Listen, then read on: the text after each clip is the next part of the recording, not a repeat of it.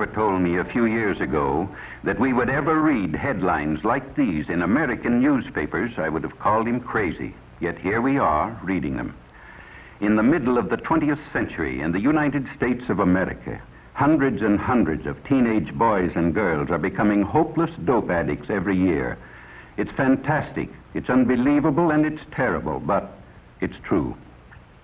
The government maintains 2 hospitals just to treat drug addicts at Lexington, Kentucky, and Fort Worth, Texas. It used to be a rare thing for a juvenile to be admitted, but look at these recent figures. And remember, these are only confirmed addicts who have come to the attention of federal authorities. How many others are still only occasional users of marijuana or heroin, morphine, or in some cases sleeping pills? It's pretty hard to estimate. But there's one sure thing. Nobody is going to stay an occasional user very long. This is one game nobody beats. If you use narcotics, before long you'll have the habit, about the hardest in the world to break. And the dope addicts say, you're hooked. Well, how does one become hooked? The simplest way to answer that is to talk to someone who has had the experience. This is the home of Mr. and Mrs. Walter Howard. They just got their teenage daughter back after a 6-month nightmare that even Edgar Allan Poe couldn't have improved on. Mrs. Howard agrees to let us talk to her daughter, Phyllis, when we explain that we could use her case to help others avoid the same mistakes.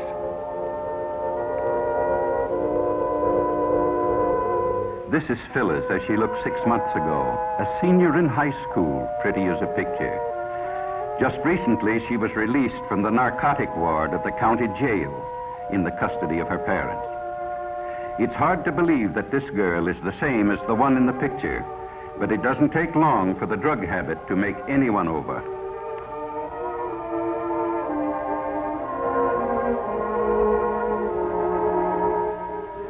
Phyllis wasn't anxious to talk about her experiences with dope, but she could see how her story might be used to help others, and she began to talk.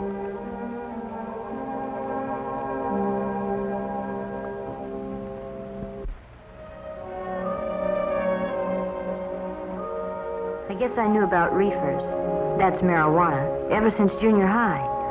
Some of the boys smoked them, the ones who couldn't get along, who were afraid of everything. You know, the ones with no backbone.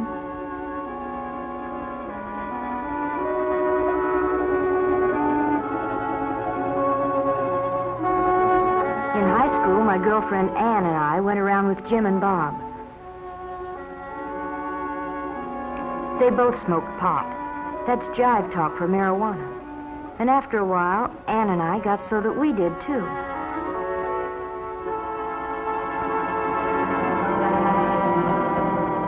It's funny what it does to you. Everything speeds up to 100 miles an hour.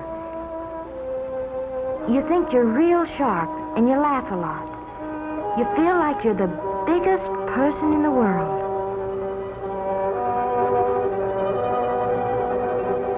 But I didn't feel so good when I came home high that night. My dad knew something was wrong, but he didn't know what. Mother was sure her daughter would never do anything bad. I'd been smoking pot for quite a while before I met Chuck. I guess he was what the newspapers call a peddler. He supplied the kids at school with whatever they wanted. Most of them used reefers like us, but some liked stronger things. There was something intriguing and different about Chuck. I guess I appealed to him in some way, too. Anyway, I found out later what it was about him. He had the heroin habit. He was hooked. Chuck and I started running around together, and one night he asked me up to his place. I knew by now he started peddling after he got the habit, so he could get H for himself. He needed a lot because he had a big habit. You know something about hypes? They're like a disease. They don't like to see anybody not using the stuff just because they do. Chuck finally talked me into using heroin. He said it would make him feel better. So I tried it. But I was going to be smart. Just take it or leave it. Nothing was going to happen to me. But before I knew it, I was hooked. Bad. I had a heroin habit as big as Chuck. I hadn't been home in weeks. Oh, Chuck and I were married, but it didn't matter very much. Nothing does. Not when you're on H. All you think about day and night is dope. How much you've got, where to get more, what you'll do if you can't get it. And then they'd got Chuck. They had to eventually, I knew that, but it didn't matter much. Nothing did except H. All of a sudden it hit me. If Chuck had seen the cops coming, he might have got rid of our supply.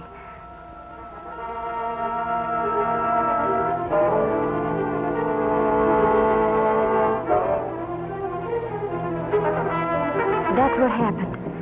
Chuck got rid of everything. Probably in the garbage disposal. Oh, that's a favorite trick of Hype's when they're going to be arrested. But it left me in an awful spot. I needed a fix bad. So bad I didn't care whether I lived or died. And I didn't know whether I'd ever get another cap.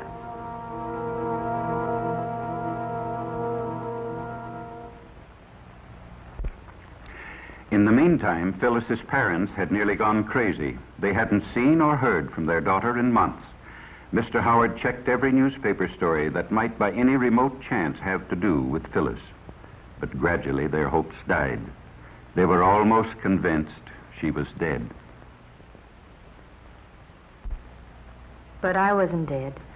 I tried once to kick off the habit, but I was too far gone. You know, the police say, find a heroin addict and you find a criminal, and that's just about it. If you're hooked bad, it costs about $30 a day for H. Boys get the money by stealing or swiping car parts, maybe by holdups. Girls take up street walking or do what I did, become peddlers themselves. When Chuck went to jail, I used his contacts and peddled dope myself. Sure, I knew it was wrong, but when you're hooked, you can't help yourself. They got me eventually, too, just like they did Chuck. And when I was arrested, I was almost glad. I told them I wanted help. I wanted to try and kick it off. It was horrible. 5 days, and I didn't care whether I lived or died. It feels like your skin is being torn right off you, and then you ache all over and get sick and you can't breathe. Your nose runs and you have a high fever, and then you pass out, but when you wake up, it starts all over again. 5 days. But I was lucky. I kicked it off, and I've never used dope since. Maybe what happened to me will keep it from happening to somebody else. Or I don't even want to talk about it. And all I hope is that someday I can forget it. Well, that's Phyllis's story. In the United States of America, 20th century. Unbelievable, isn't it, that such things can happen? Phyllis's case is typical. Most teenagers start off with marijuana. Then they decide to see if heroin has any kick. It does. Sometimes it only takes a few days to find out they can't leave it alone. In order to get money to buy it, they turn to crime. And that's the story. There are practically no happy endings when you fool with drugs. Doctors say restoring an addict to normal life is about the toughest thing in medicine. Well, what's the answer? Enforcement? Yes, that's one of them, certainly. In the Far East a few years back, they were lining up dope peddlers and shooting them in the back of the head. But it didn't stop addiction. It just made it harder for victims to get the stuff. No, the answer is a simple one. Just use your head. Leave narcotics absolutely alone. Remember what happened to Phyllis and others like her. Talk it over with your parents or school counselor, somebody you have confidence in. Some say the Reds are promoting dope traffic in the United States to undermine national morale. They did it in China a few years back. It's certainly true that the increased use of narcotics plays right into their hands. But why not show everybody, including ourselves, that young American men and women have too much intelligence to make such a stupid, ghastly, tragic mistake? Let's make tomorrow's headlines read like this.